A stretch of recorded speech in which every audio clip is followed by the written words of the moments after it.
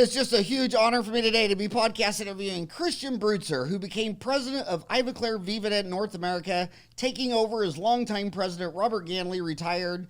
Brutzer is also the global head for Ivoclar Vivadent Asia Pacific region and a member of Ivoclar Viavdent AG, Liechtenstein's corporate management board. He will maintain in those positions. He's a lawyer by education. He was born in Germany, furthered his experience during a postgraduate program in Japan. He has been in the dental industry since 1989, serving in various executive management positions in Europe, Southeast Asia, China, Japan, Australia, USA. He speaks multiple languages, including German, English, and Japanese. Brutzer joined Ivoclar in 2006 as Director of Sales Asia Pacific. In July of 2011, he became a member of the organization's corporate management team. His tenure leading the Asia Pacific market for Ivoclar, he oversaw the establishment of subsidiaries in Japan, China, India, and new representative offices in Korea and Indonesia. He led his team in building Ivoclar Vivadent's presence in mainland China from a representative office to one of the leading international dental companies in the Chinese market. He has also helped maintain strong market positions over the years in Australia and New Zealand. As North American president, Brutzer said that Ivoclar Vivadent would remain committed to developing solutions for quality aesthetic dentistry. He quotes, "We are also committed to providing world-class education and training for our customers. In addition, he is dedicated to Ivoclar's mission to bring technology solutions and the most innovative products to the market so that both dental professionals and patients can enjoy meaningful advances to oral health by continuing to have improved results." My gosh, the story on Ivoclar, I mean, it's been going strong since 1923. It's headquartered in Liechtenstein, which I think has got to be one of the coolest countries in the world. Not a lot of people. There's only, 300,000 people? No. A tenth of that, 33,000 people, 35,000 jobs. You can imagine we have rush hour traffic. Oh my God. But it is so, it reminds me of Tokyo. Everything works, everything's on time, everything's clean, everything's functional, and they have beer at almost every other intersection. And we have two breweries, believe it or not. So I want to start off with macro. So the people listening to the podcast, they're all young. They're under 30, and a quarter of our listeners are still in school, and the rest are all under 30. And sometimes they always wonder, they're getting out of dental school now. I got out 32 years ago. I got out in 87. You started dentistry 89. So let's start off macro. How's dentistry changed in the 3 decades you've been playing in it? Howard, first of all, thank you for inviting me to the podcast and giving me the chance to connect with the townies. I mean, this is a great community that you created over the years that I greatly admire. And to your question, what has changed? I think when I came into dentistry, communication was a challenge, right? You went to Asia and you were basically incommunicado with head office, right? The people in Asia had a hard time to connect with their colleagues in the States. Yeah, they connect with the people in Europe, and really conventions, international conventions were the means of exchange. And today we are talking about the podcast right now. And most probably, they are young followers of Dental Town that are sitting lifetime in Tokyo, in Berlin, and in New York, and instantly have access to this information. This is the most dramatic change in our world of dentistry, that instant access to information. I think when the humans watched silent movies while they had phonographs for 40 years before somebody put those together. What was even worse is how long chocolate and peanut butter were separate before someone figured that out. And I think when Steve Jobs plugged the internet into the phone in 2007, I think the century starting in 2007 will be humanity's greatest century because of what you said. Perfect information is almost zero cost. So when you look at the planet, we see 8 billion people. How many dentists do you think are in that 8 billion? I would think that the number is varying largely due to the fact that we have numbers of dentists that are qualified to practice dentistry, but they don't practice dentistry. So I would say the realistic number is anywhere north of 2 million. Right. That's what all the smart people are saying. And a lot of people say, well, this person only had a 2-year degree, a 3-year degree, a 5-year degree. It doesn't matter. I think a dentist is someone who works full time in the mouth. So if you need a flipper and this is the guy who does it in your village, he's a dentist. So there's 8 billion people, 2 million dentists.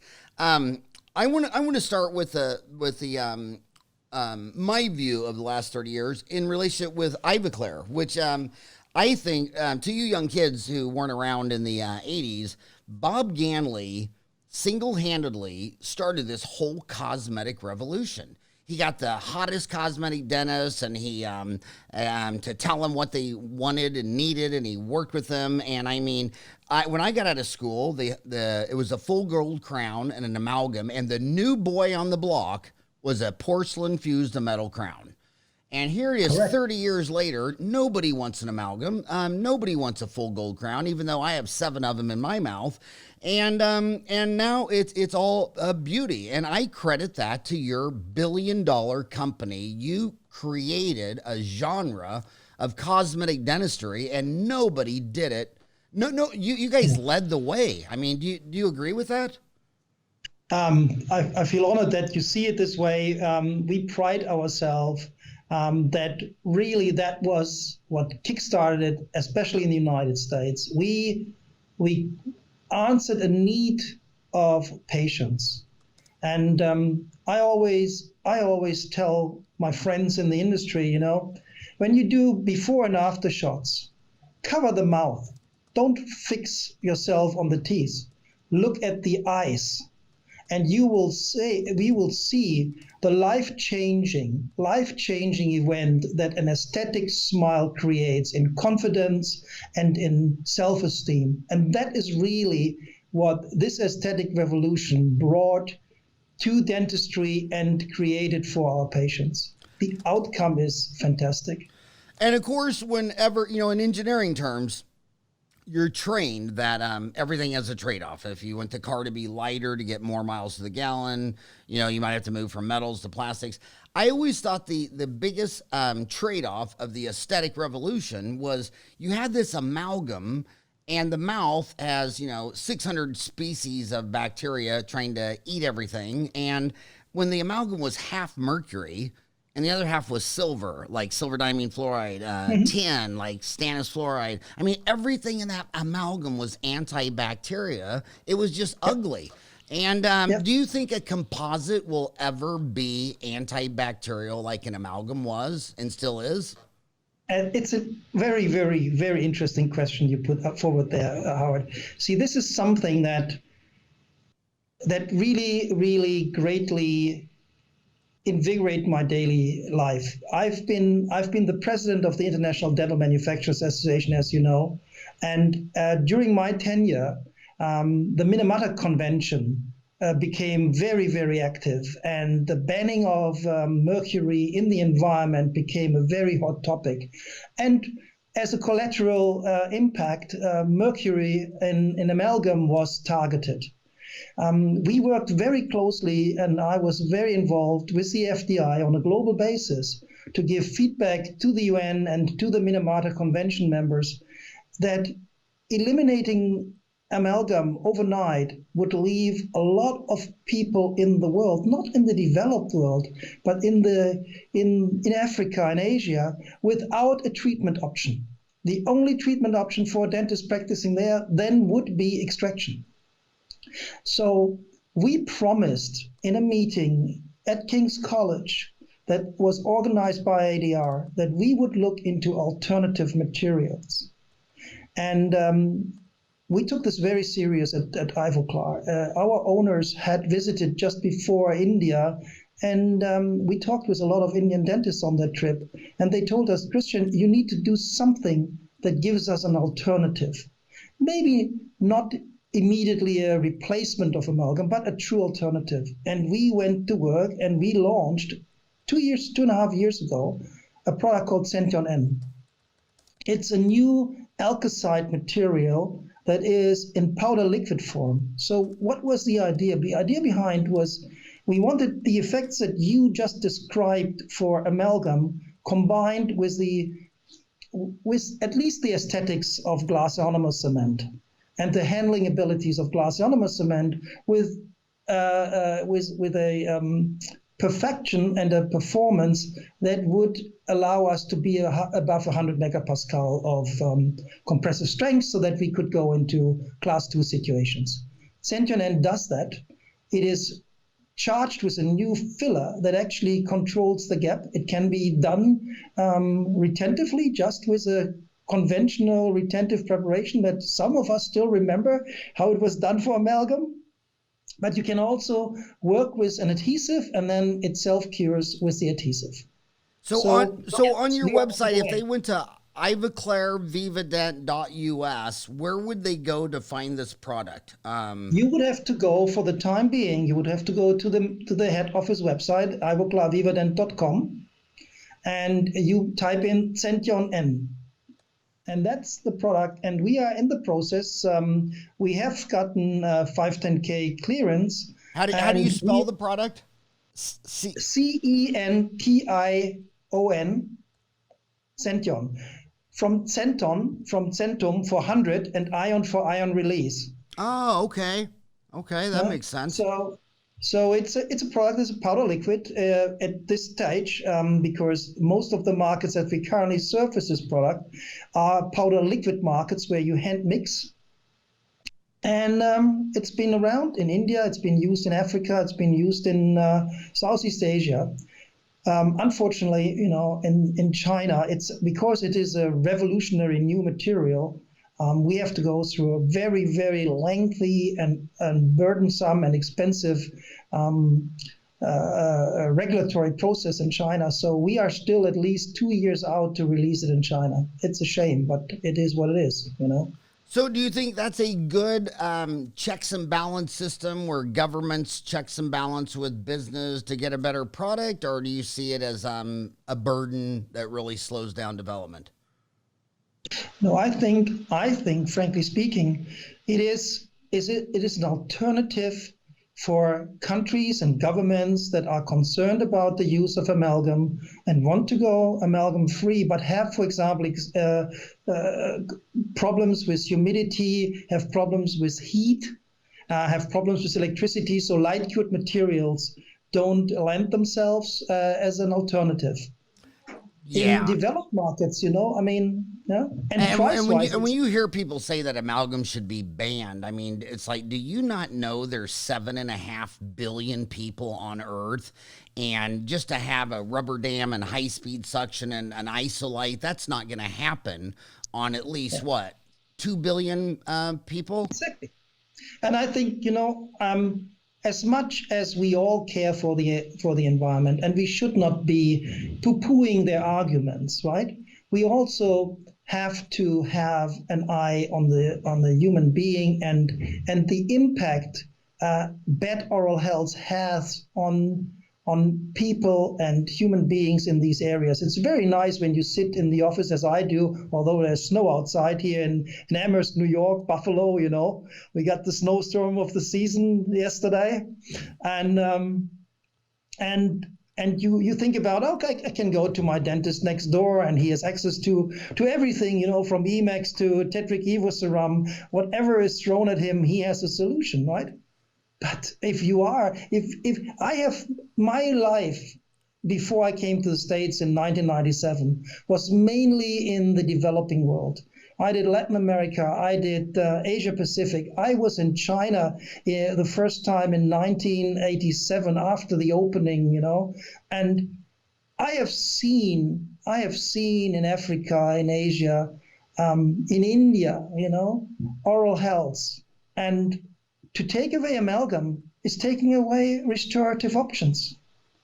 Right. You leave these people edentulous, and you don't have enough technicians to do dentures. So what's the option for these folks? Don't we have a responsibility there too? That goes further than a commercial responsibility. Don't we have a corporate social responsibility to make something available that is a true alternative? Hey, I want to. I think this would be a great time. And are you enjoying the snow, or do you not like it? Do you like it? Look, I was joking. I left Germany. I grew up in northern Germany. I left northern Germany because I was fed up with it and migrated to Australia. And and then when I was scheduled to come to the States the first time, I was due to go to California, but ended up on the East Coast in New York area. So do I enjoy it? Well, Well, does it make it hard to recruit? I noticed when I talked to Rick Workman, who owns almost 1,000 dental offices, they're in Effingham. And he's always told me one of the biggest challenges of Heartland is when your headquarters in a town of 10,000, it's hard to recruit management team. Is it a recruiting factor to get the best people to move to Buffalo? I mean, what do? Just keep telling them that the Bills are 6-3. The Bills are 6-3. Don't look at the thermometer. The Bills are 6-3. Yeah. It's like, oh well. First of all, I mean, we have a great local dental school. Right. So we have a great talent pool right here, right down the road from us, 15 minutes drive. Number two, if you talk to some of our staff, they will tell you they really enjoy the seasons. And so I guess, there is a lid for every pot, And, yeah, I remember when I was growing up in Wichita, Pizza Hut lost all their friends and family because they moved their headquarters to Dallas because they said they couldn't recruit the senior management they needed in. And then remember the Gateway Computers in South Dakota moved to San Diego. So it's always tough when they do that. Hey, since we have so many kids listening right now, this probably be the best time if you want to say anything about your apps. You got some neat apps. You got the Ivoclar Event app. You got the IPS EMAX Shade Navigation app, the Ivosmile app, the Programmat app, only in combination with the Furnace. Is there anything you want to tell? Because you're talking to all the app users. I mean, obviously, with Diego joining us, and Diego, who was the product manager behind, as you know very well, the Obfuscate, right? Mm-hmm. Then left us and went to Silicon Valley and worked in the technology industry for quite some time. Who's this now? Who's this? Diego is our new CEO. Oh, who joined? Yeah, and Diego Gabatula brings a complete fresh set of eyes to us and actually drives us into even a more awareness of an app-oriented world. So you're saying Diego Gabatula? Gabatula. Yeah. Diego Gabatula, he's behind these app developments in Silicon Valley? He is pushing it even further. And he came to us with a strong understanding of app because that was his background in the Silicon Valley. We had already some apps, but we actually had acquired a company that was a startup in Zurich called Kapanu, and they have unique insights into animation and virtual reality. We brought that together with our digitalized tooth library. And we created the Ivosmile app. I really recommend to your townies to go into Play Store or the Apple Store and to load down the free of charge Ivosmile app and play with it. And you will see it's a different way of communicating with your patients. And then there is, of course, a commercial version of that for dentists. And we strongly believe that this will be one of the most important tools in the future of convincing and showing treatment plans and outcome projections to patients. It's a real cool tool. It's a real cool tool when you play with it. Yeah, and I just want to remind all the kids out there, this is not a commercial. There's no money changing hands. I've known this gentleman for a long time, and I just think it's an honor that he came on the show to talk to all you guys on your commute into work. So, when I think of Ivoclar, I really think, I basically think of three areas which you dominate: direct restorative materials, fixed prosthetics, and removable prosthetics. Is that still your three main pillars of your strength? That's still three strong pillars with a fourth leg growing strongly over the last 2.5 years, which is our digital equipment and digital solution pillar. We've gone with the acquisition of Vivadent some years ago into the digital field. Our cooperation with Dentsply Sirona obviously is still strong. We still supply into the CEREC system the majority of the blocks. But we also develop our own solutions and own workflows for labs, and soon also we are in the process actually of launching our first lab and chairside machine, the Program Mill 1. Well, let's talk about that. Gosh, when I got out of dental school in 1987, the CAD CAM was being 1987. Yeah, the CAD CAM was being developed by France. Remember that? The whole thing started in France, and then the French government. Then somehow it ended up in L.A. and then it's moved around. But when I got out of school in '87, they thought that was going. I was professionally taught that the CEREC 1 was going to bankrupt the labs and we'd all be chairside milling within 5 years. And now it's 32 years later, and I still use my lab man the most, even though I've had CEREC 1, CEREC 2, CEREC 3. I have it all, but I like lots of tools in my tool chest because I don't know who's going to come in for what. But what's the status of chairside milling versus laboratory milling? Howard, I think we're aging ourselves a little bit to the younger listeners here. Because as you just said, when I joined, obviously, and you said it in your intro, I'm a lawyer by trade, so I had no clue about dentistry, right? So one of the conditions when I started that I put the company that employed me was the first year I want to get educated. I only worked half days. And then I got deployed 3 months to a dentist in Switzerland. Actually, the guy still is a friend of mine. He occasionally lectures for me. Great professional relationship over 30 years. And he happened to be an associate professor in Zurich. And I saw the first CEREC Professor Krejci was working on. And we had the first, remember the first CEREC ones? It was a blob of ceramic in a sea of bonding agent, right? 250 microns sometimes. And we came a long way. The precision of chairside milling today is really outstanding. However, you're totally right. I think the projection that within 5 years, so let's say the mid-90s, the laboratory profession would be wiped out is grossly overstated. It's a little bit like the old saying, the announcement of my death is grossly premature.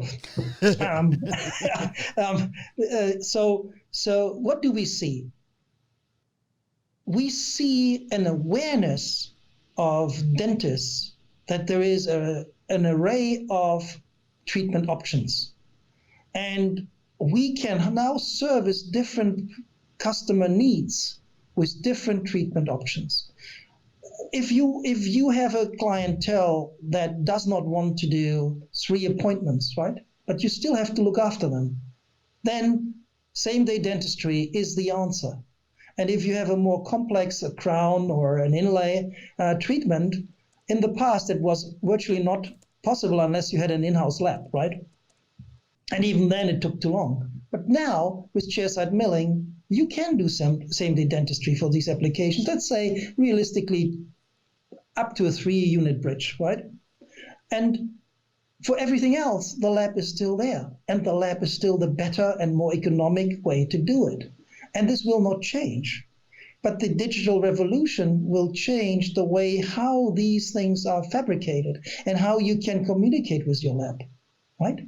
You have real-time communication there today. You have online consultation while the patient is still there with your techo somewhere in the world, if you wish so, right?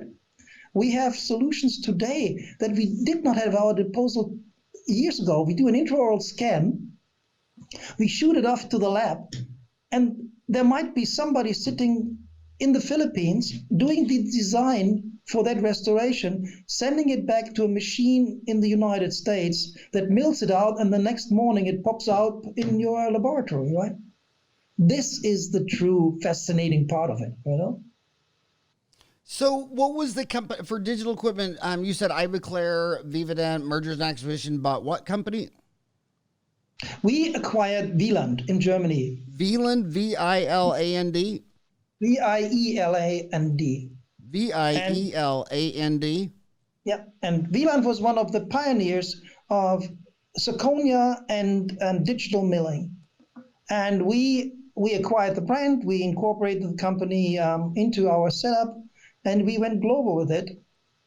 And then, merged it with our production capability, and now we have a full array of lab and soon chairside mills built in our facility in Bürs, Austria.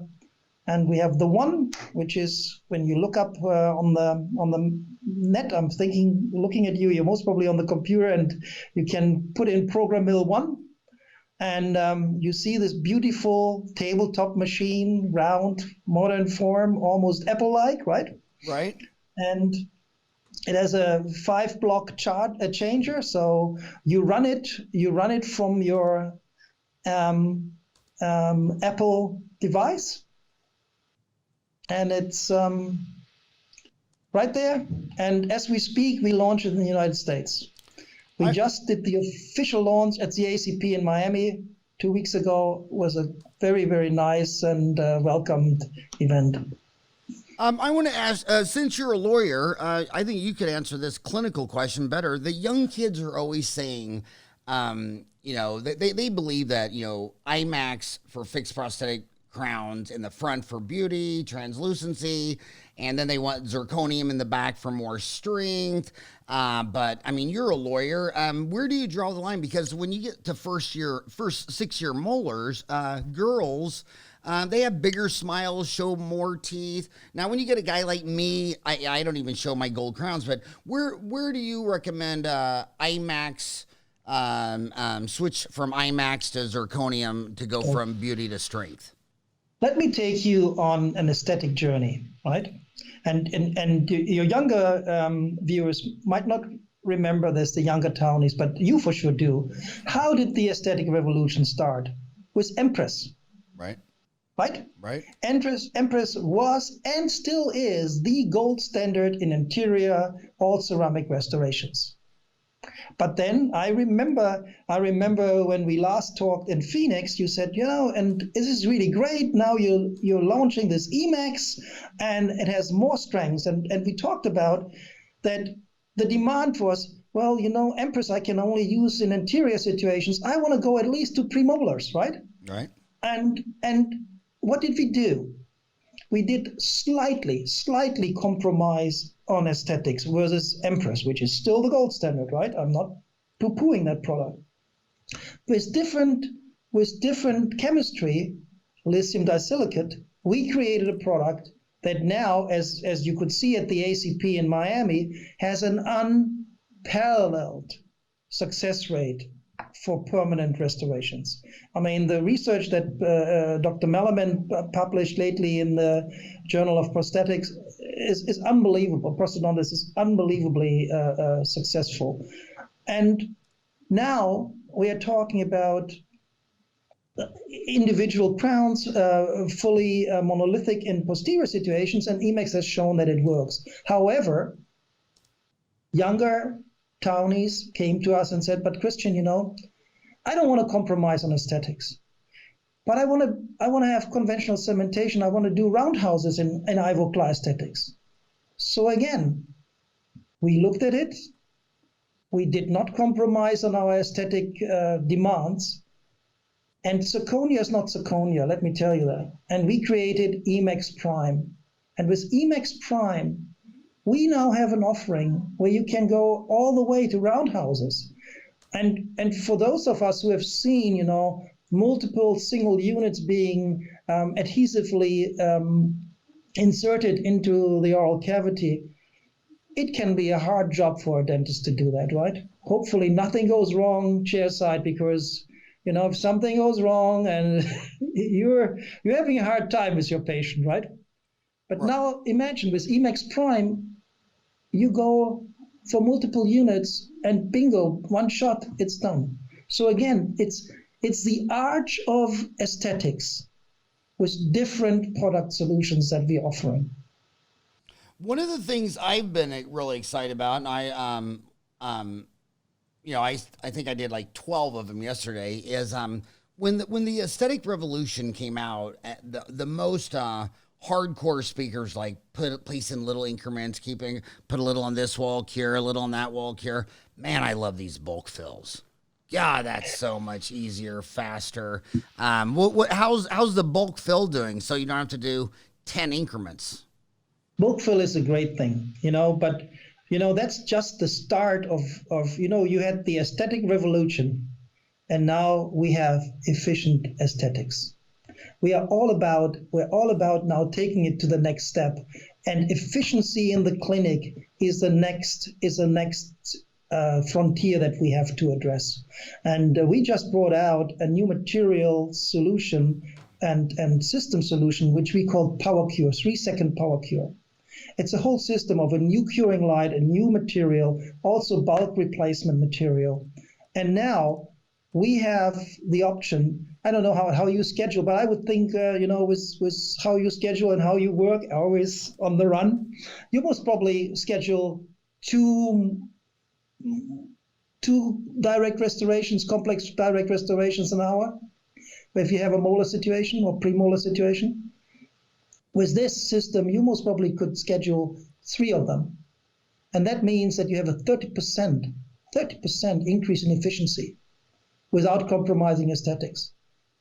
Now, forget the material costs. Think about your hourly costs in your practice. And I believe the number is still around the $700 most probably total costs for a dentist per hour, right? Right. So if you can schedule one more direct restorative appointment in that hour, that makes a hell of a difference. Oh, absolutely.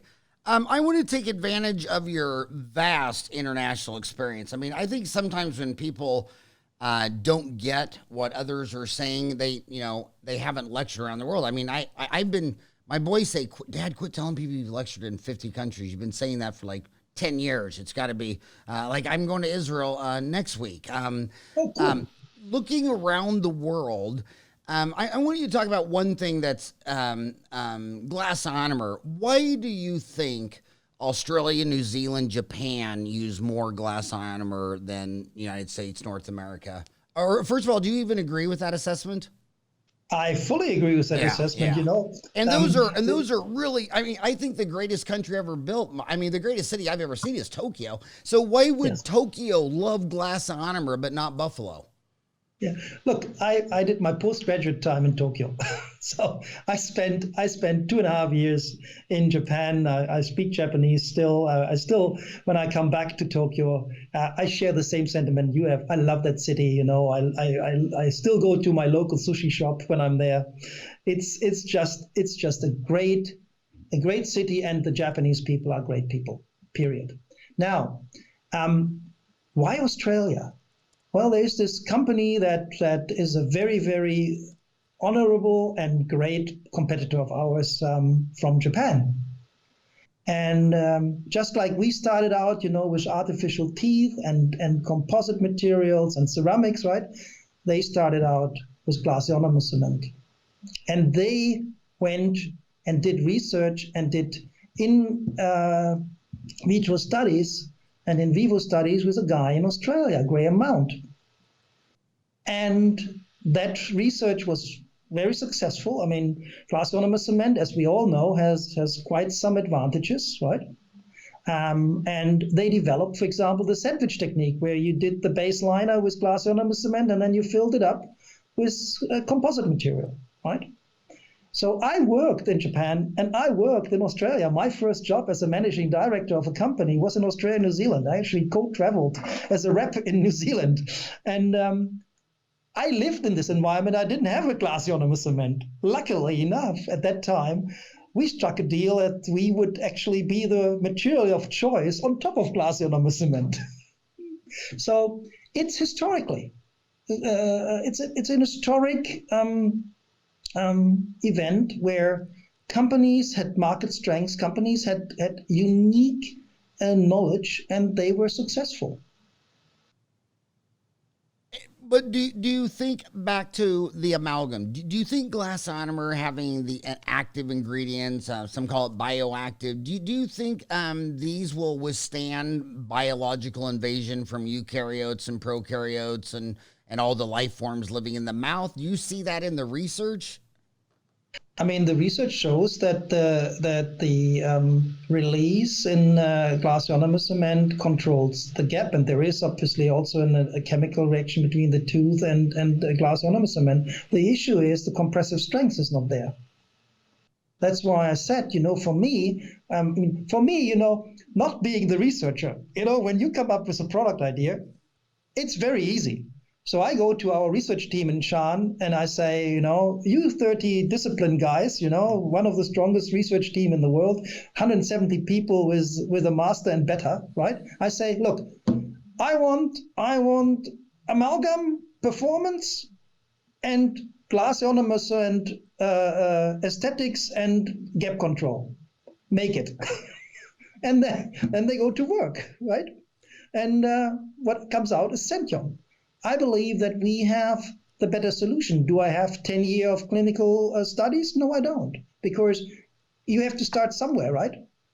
Yeah, and I just want to say something to the kids out there. Make it, how when you're young and you're getting married and having kids, you think someday you might want to go to Hawaii or something like that. I think what every dentist around the world should do is you have to go to the Cologne meeting in Germany at least one time.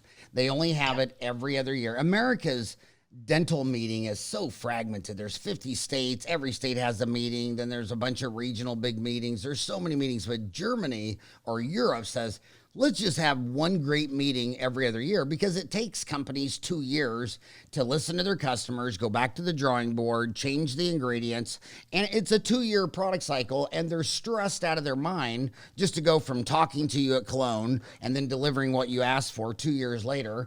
And when I was on those trips, I took trains and I went and visited Cavo, Serona, but my gosh, when I saw Liechtenstein, you guys, you have no idea what a research facility is. When I was there, remember when I was there, the Dead Sea was still just sick. I'm an old man, but I think you had like 80 PhD researchers in lab coats, and you'd start talking to these guys and you would say something you heard from a lecturer, and then those guys would go to a grease board and you could just tell they were on a whole nother level of understanding organic chemistry. It's literally mind-blowing. What is your R&D team up to? Are you up to 81 now? No, we are 175.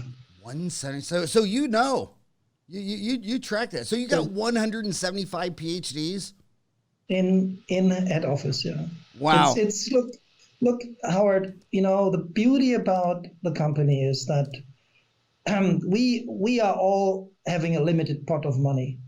Ivoclar will never put the lid on research. This is the lifeblood of us. We have to go forward, and we have to be innovative. Vision, passion, innovation, those are not just 3 taglines that we like to talk because everybody has to have a tagline. I believe that encapsulates who we are, who we want to be, and what we continuously deliver, right? Innovation is the lifeblood of our company. And so we need the brains to deliver it. But frankly speaking, you put a lot of pressure right there on us when you said the 2-year product cycle. That's tough. Yeah. If you go basic, we have some projects that are already in the making for 6 years, and they are not due to come out in another 4 or 5. So you have, in a company like ours and in all the major companies, you have basic research and you have applied research. And applied research can be faster, but basic research, think about how long it took, right? How long it took to actually get the first scanner out there, intraoral scanner, right? Right. Remember, for example, take Brontis. Remember Brontis in Boston? Yes. that then was bought by 3M. We're talking start of the 90s, right? Right. So And it's millions of dollars. So I like to offer historicals perspective to the 30-year-olds, especially when there's two guys that have been in dentistry for 30 years and they're under 30.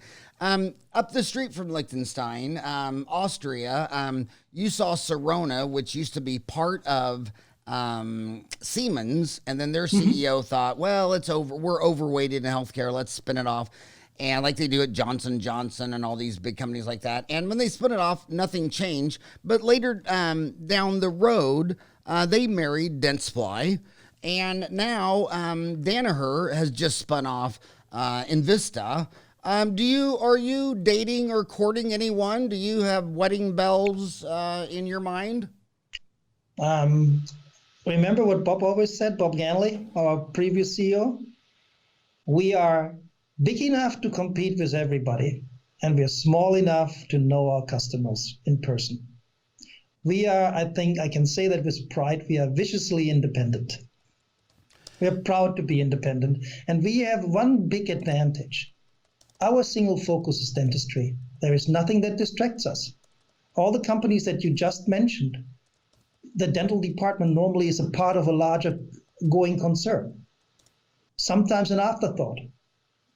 Are we courting somebody? We are always looking for opportunities to make acquisitions that make sense to us, right? We made acquisitions like when we decided we want to boost our entry into digital, we bought Wieland, right? When we realized that we needed some software competence in dental, we bought Dental Softworks, right? But we are a company that has grown more organically than anything else. So you just walked into the next question. It was a perfect segue. You said you're large enough to compete with anyone, but small enough to know your customer. Well, you're talking to a bunch of kids right now that are under 30, and they're on all these smartphones. They're on apps. Yeah. Are you gonna sell them Ivoclar Vivadent on Amazon? I mean, because that's, well, I mean, and trust me, if you're a lawyer, if you can't answer some of these questions, just say, shut up, Howard, next question. But they ask that all the time. See, first of all, when you Google Amazon, right? Amazon, as we both know, we both Amazon users. When I fly a lot, right? What do I read? Amazon Kindle, right? When you Google Amazon, you will find Ivoclar products there, because Amazon has two ways of doing it. I can deal with Amazon directly, or my authorized dealers can go into the Amazon marketplace, right? And some of these dealers do, and I will not stop them. I strongly believe that at this point in time, when it comes to our product portfolio, we are not just talking about a UPS, FedEx, and Visa card solution, right? We also talk about, of course, we talk about ease of access, but we also talk about education. We talk about making sure that the 30-year-old kid that wants to use our material knows what this material is supposed to do and how to use it properly, right? And for that, you need more than just the internet, I believe, at this point still. We invest heavily in education. We have ICDEs, these International Centers of Dental Education. Most probably our company has the most industry-based, industry-financed educational centers in the world. Right? Just take North America. You start in Canada in Mississauga, you come to Amherst in the Buffalo area, you go to Sarasota. Bingo. All run by Ivoclar, and we have, as you remember very well from your visits in Buffalo, we have full house almost every day. This morning when I walked in, there were 40 dentists walking through the door for a CAD/CAM course, right? We do this every day around the world. I have a center in Tokyo, I have a center in Osaka, I have a center in Guangzhou, I have a center in Shanghai, I have a center in Beijing, right? Who has that? Who has that? I have a center in Jakarta. I have a center in Mumbai, in the Middle East. This is part of who we are, and we believe that this is also important. But yes, access to information, access to supplies is important.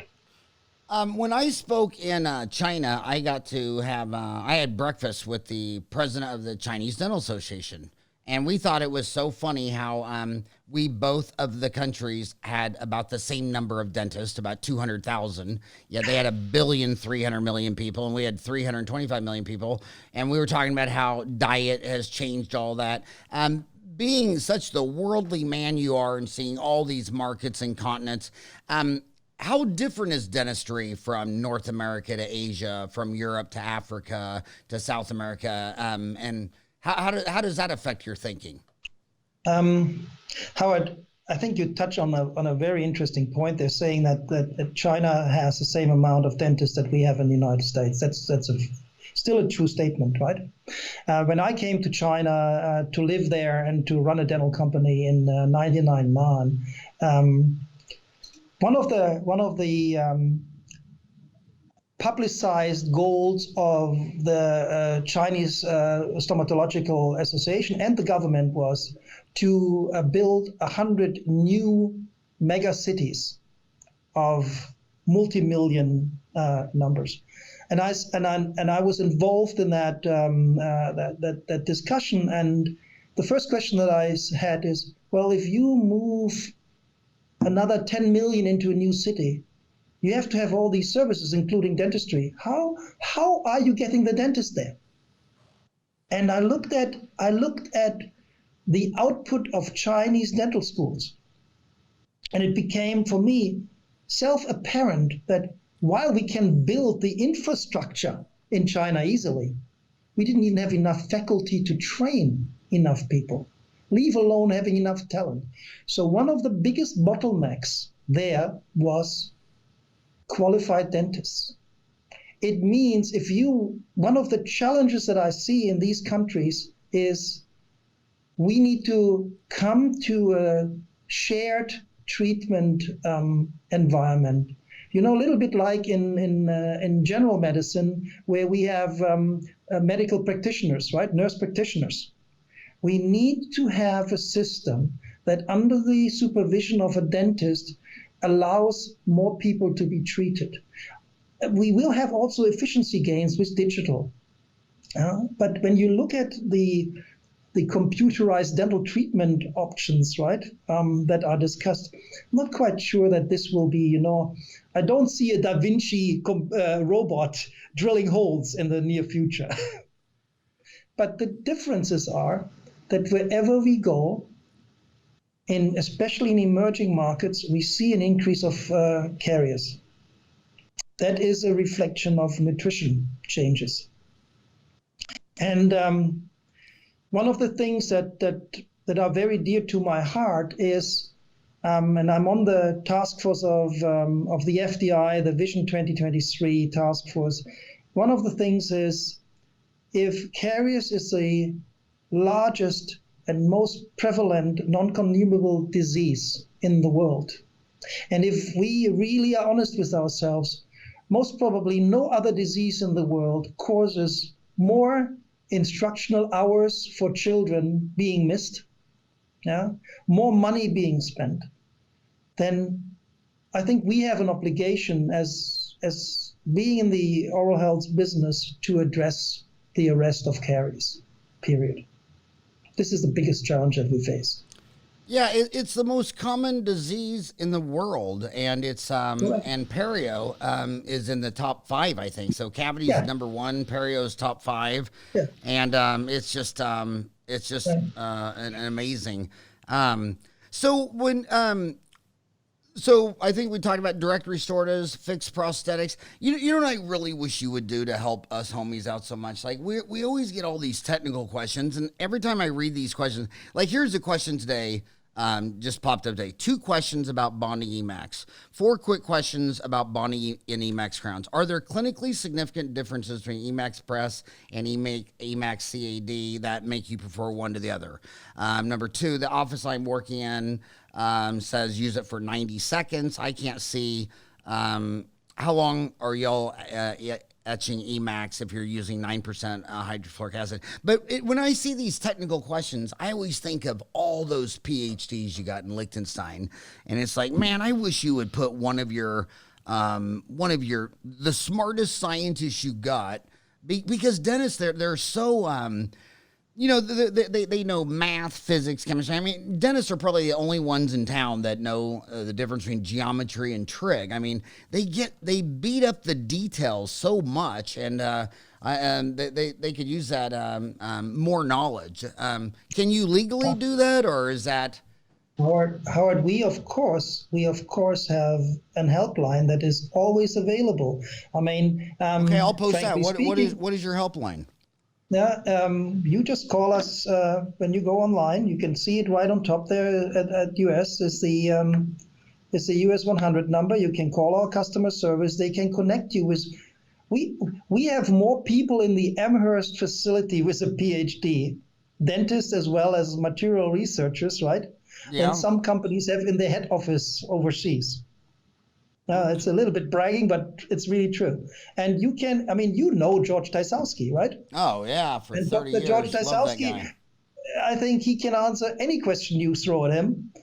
We have Dr. Sashi, who is a young guy who can connect to those 30-year-old townies you're talking about right now.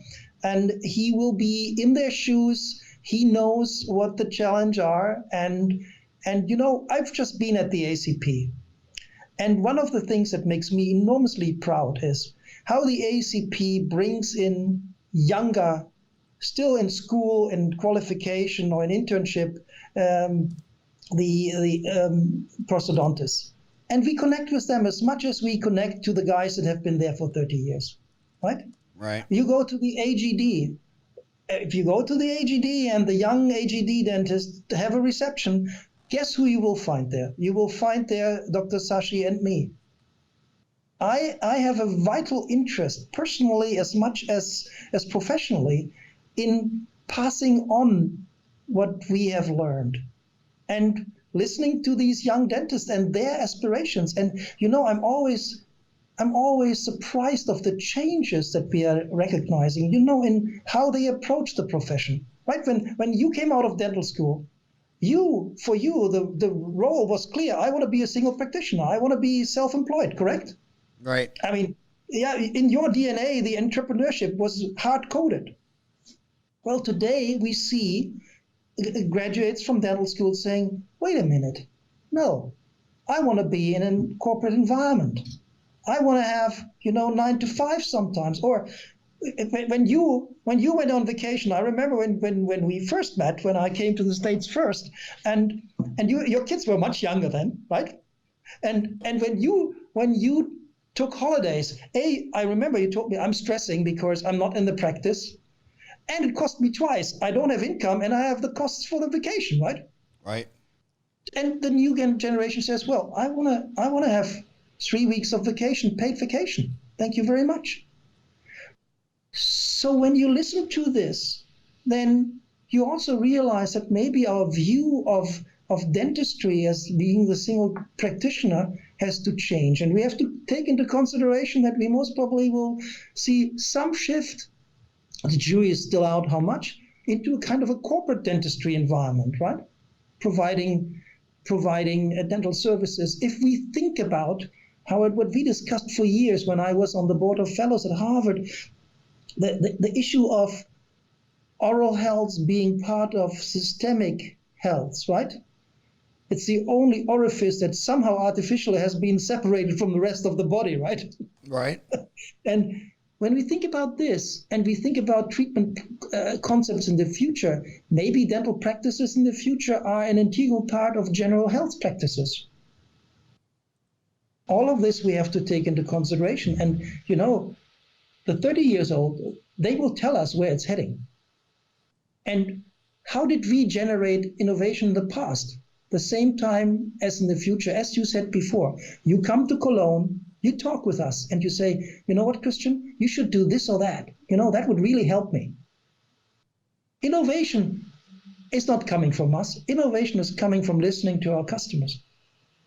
And the same thing is when you get ready for the dental practice of the future. the young kids will tell us what they want. And we have to be reacting to this in order to stay relevant. That's the game. You have to stay relevant. You are sitting in a very neat situation because to me, it seems like you're the most weighted influence in dental laboratories and dentists in restorative materials. So you get to see both sides of the fence, the dental lab and the dentist. The kids coming out of school, they got $285,000 student loans. They're not really know if they want to invest in an expensive chairside milling unit. What business advice would you give? You got $285,000 student loans. If you just buy a CBCT, that's $100,000. A CAD CAM, that's $100,000, and a laser that cuts hard tissue, another $100,000. You can buy 3 things and double your student loan debt. So I want you to put on your business dad hat, and let's say your daughter just graduated from dental school, and she says, "Dad, I'm $300,000 in debt. What technology that I buy will help me pay down that debt faster? And what technology is more, let's not do it while you have $300,000 student loans?" I hate to say, and this is not a company statement, it's my private statement. I hate to say it because we don't offer it, but I would buy a CT scanner. Because the advance of digital radiography will give you so many insights, and it's a central piece of equipment that will give you a better insight into approach, and it's billable. Yeah, I mean, gosh, when and by the way, Rentgren had the radiograph for years and years and years and years, and dentists didn't even look at it until Delta Dental came along in 1858 up on the West Coast in that Seattle, Portland, California area. And once they started rolling out dental insurance that covered 100% of x-rays, the domino machine of x-rays went from California to New York in about an hour and a half. And if there's no insurance, so when you have an insurance code, so that's a great succinct answer. There's an insurance billing code for a CBCT. Is there one for a laser? Is there one for a CAD CAM? So that's really good advice. What other advice would you give her in general? I would go, first of all, I would always try, if your dental school offers a business course, do it. It always flabbergasted me from my very first dabblings as a greenhorn into dentistry, right? Where I came from, I had to go to business school as part of my law education. I had to go. Because the idea was maybe you're a self-employed lawyer, or you give advice in business matters. You need to understand business. But even if you go in private practice, think about this. You will be a mid-size family-owned company. People rely on your judgments, your nurses, their families, your receptionists. How can you run a business without having any business knowledge? Use whatever is available before you go out to get business savvy. You are also a business person. That's my biggest advice. And then the other thing is, try as many materials, try to look into as many treatment options you can look at. Do not just stuck with the one thing that you've been educated on, or the one thing that you've been exposed on, the one material. Try to understand various materials and what their benefits are. Because as you said in the beginning, almost an hour ago, you said, as a dentist, I love the toolbox that is at my disposal. But what is the use of a toolbox if I don't know how to use and when to use the tool? I think this is, and if companies like ours offer sometimes free of charge education, do it. If academies invite you to go to a congress and to sit in on lectures, do it. Do it. Yeah, and what I always tell them to do is just walk across the street. I know you're shy and you're an introvert, but if you just walk across, every dentist wants a buddy. And when they see some young green kid crawl out of school with a million questions, there's nothing more fun. I mean, I probably got 200 free lunches just by meeting dentists in Phoenix. The first thing they always said is, "Hey, after work, I'll buy you a steak." And it's like, really? All right. I get a free steak and all your dental knowledge. Just relationships. But to hold your feet to the fire more, when I look around the global, what do you put the global dental industry at? It's about 110 billion in the United States. What do you think? Do you think it's hit half a trillion? We are a market that is a fraction of the pharmaceutical and general market, but what we are a market that has a good track record in growth. We are growing steadily for years, 2 to 3% every year. But what do you think the global dental market is? Hard to say. I mean, for us, I'd say it's about 5 to 6 billion. You mean Ivoclar's 5 to 6 billion? No. The target audience that we address. It's hard to say. Is it including the dentist services? Is it including the whole dental industry? When a patient goes to the 2 million dentists on earth and gives them a dollar bill and says, "Fix my tooth," I'd say anywhere around 20 to 30 billion. Hard to say. 20 to 30 billion? Yeah. Okay. So when I look around, very hard to quantify. Oh yeah, very hard to quantify. Yeah, through our data. I think statistics are funny because people will ask these exact questions. I'm like, you do know they don't even know how many people are on Earth. So I always feel uncomfortable because in absence of hard data, your guess is as good as mine. It's hard to say. But would you agree with it's a great market to be in? Would you agree with this though? When you go around the world, it seems like the two fastest dental horses are clear aligners and implants. They seem to be growing faster than the rest of the endo, perio, pedo, cosmetic. Do you agree with that? Yes. And so if your daughter just walked out of school, she's 25, she's got $300,000 in debt, and she wants to take CE where she has a return on investment to pay back these student loans, what CE would you really recommend she learns everything about clear aligners and implants, or what would you tell her? Direct restoratives. Look at your daily practice. Even the 30-year-old will say, the most people that come through my door and sit in my dental chair, I do a direct restorative. That's still the main income driver. And what's amazing to you kids out there is he's so right. I mean, I'll see dentists that once or twice, 1 or 2 weeks a year for 30 years, they go learn everything there is about TMJ and all this TMJ. And then I look at their books and TMJ isn't even 1% of their revenue. And I'm like, don't you think it's a little mismatch that 99% of your CE goes to 1% of your revenue? I mean, the bottom line went like yesterday, I don't know how many patients I saw, maybe 20. It's the same thing. You got toothaches, broken tooth, tooth broke, so you would say just stick with simple, basic restorative, direct restorative dentistry and fixed prosthetics? So that's what I would say. And then, get an intraoral scanner, and then make smart choices for the patient that is in front of you, whether you want to do it in-house or whether you want to ship it off to a lab.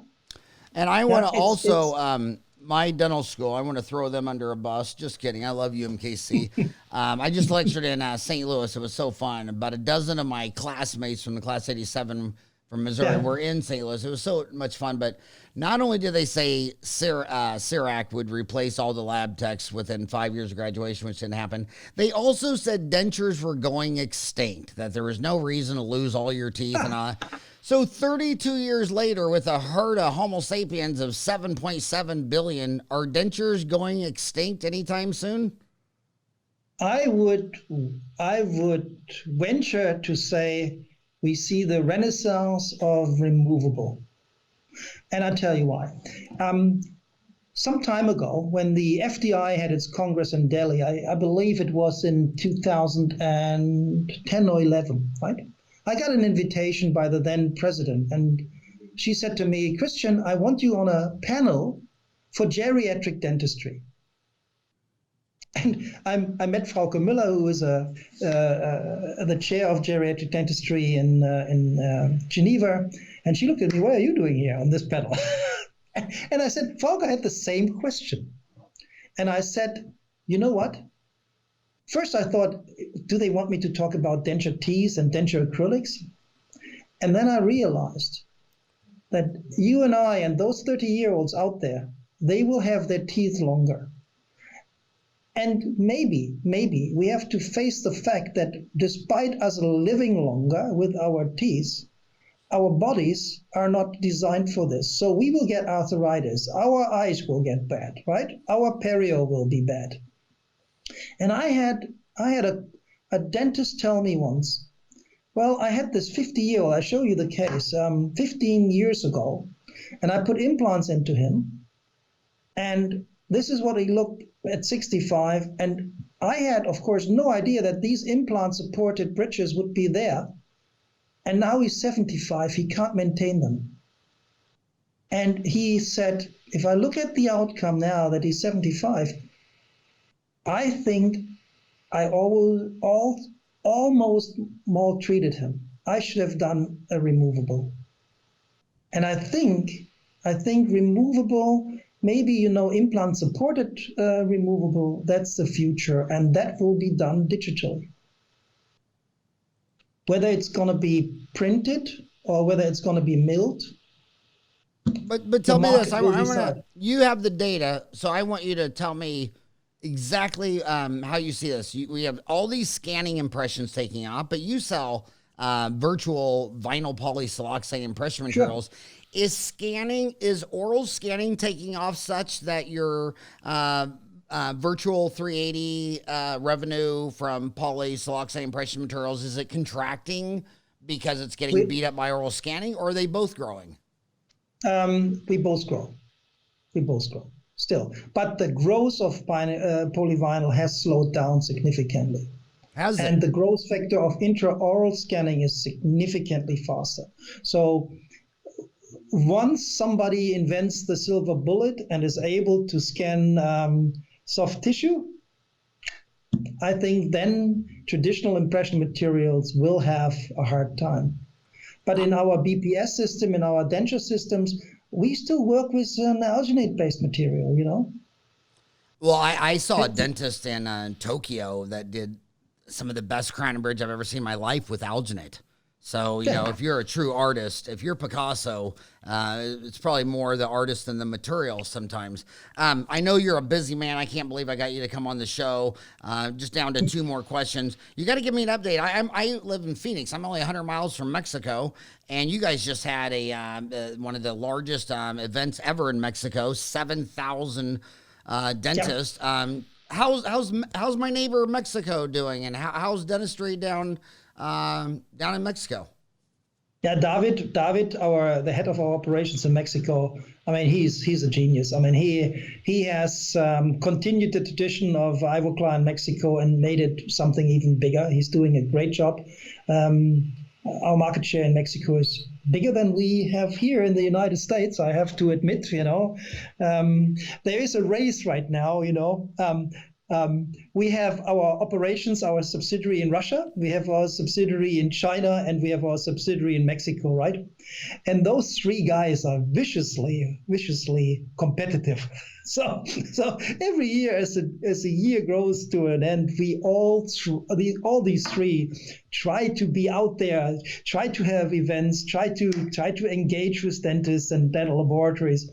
And every year, when they get together at the international management meeting, they pat on each other's back and say, oh, this year it was you, but next year it's me. So he's doing great. He's expanding his operations as we promoted him to Central America. And we're doing much better now in Costa Rica and other places. We have the rep office in Colombia, which we are in the process of upgrading to a full subsidiary. And then we have the subsidiary in Brazil, which is also doing quite well. I mean, the Latin American market is very good to us. And, Howard, not too long ago when I joined, emerging markets were not in the focus of Ivoclar Vivadent. A lot have changed since then.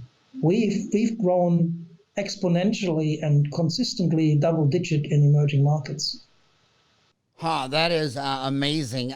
Well, I'll tell you what, I know you're a busy man, and I'm not going to abuse you any longer than I have to, so I'll wrap this up. I just want to say Bob Ganley was one of the first 100. He was number 94, and I just want to tell you that I always saw him as not only a role model, a mentor, but his availability was mind blowing. I'd always think, I mean, this was before I was even lecturing or where I had Dental Town, which was until 98. And you could call down there and he would answer the phone. Same thing with Patterson. I mean, I could never figure out why every time I called Patterson and asked for Pete Frechette, the CEO who took it public, they would say, okay. And then he'd pick up the phone, Pete. And I'm just like, how the hell does this guy? So those guys really taught me so many lessons about being available to your patient. I always see on Dental Town, people say, what should I do? I just got, this patient said she's going to sue me. Should I call my dental malpractice or should I call my attorney or what should I do? And it's like, why don't you call the patient?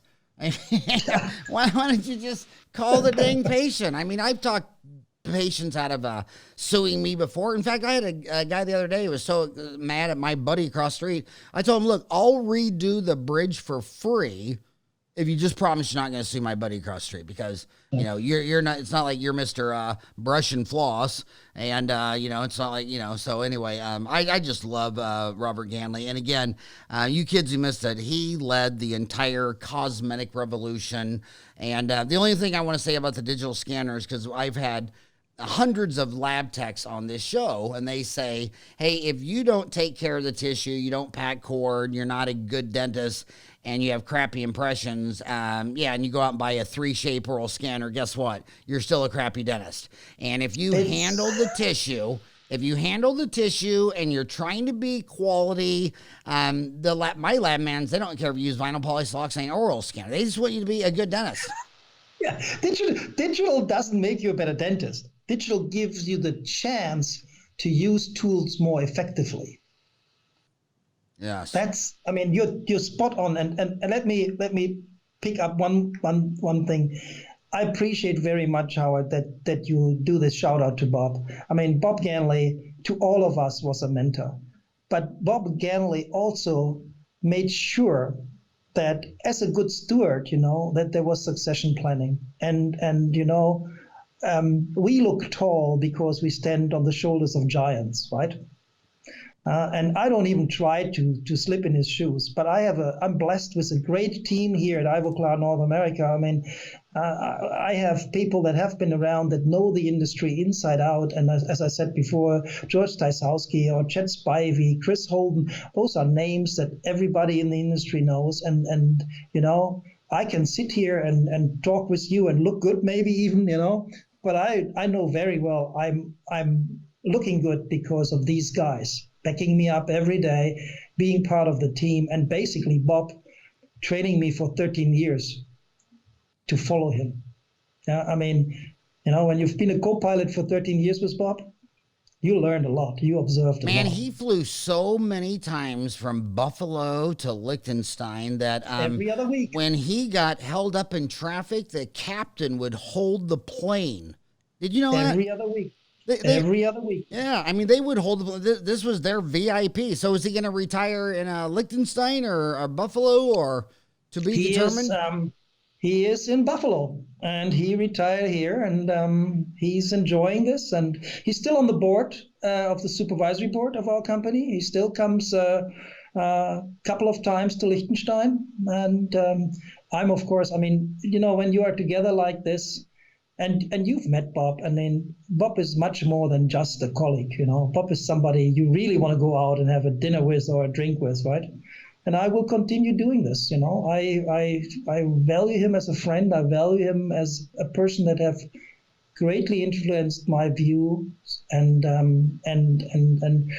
as long as he's willing to see me, I'm going to reach out to him, you know. Yes. Well, again, it was good to see you, my longtime friend. Best of luck. Thank you for all that you do for dentistry. It was an honor to podcast to you and give Bob my love. And I hope you have a great day. Go Bills. Thank you, Howard. And really, I appreciate you looking out, you know, for the younger generation. I think what you're doing is essential. What you're doing is more than a business venture. I think you also have a vital part in changing dentistry. And you know what? Don't give up the provocative questions. Yeah, so I'll just say one thing there. You hear all these people talking about work and passion and a purpose, and I don't mean to be blunt, but you know what your purpose is? Is in the last 50,000 years, 110 billion humans have lived and died to give us our present. And what matters the most is not about the man in the mirror or you and your existence, is that when everybody alive today is gone, we're going to have our replacements for our species, which has grown from 1 billion to 8 billion from 1800 to today. And so the most important thing about knowledge isn't even you using it on your patients. The most important thing about knowledge is we wrap all that up in a present and give it to our replacement humans, and they get to unwrap that when they get on Earth. And so every problem we solve, just like when I was born, they already had interstates, they had clean water, they had sewage. I didn't do any of that. And I just, I think the most important thing for old, fat, bald, retiring dentists that are slowing down like me is to make sure the kids coming out of school got every pearl you ever learned so they can do everything better, faster, easier, higher quality, lower cost. And on that note, thank you so much for coming on the show today. Thank you, Howard. Appreciate it.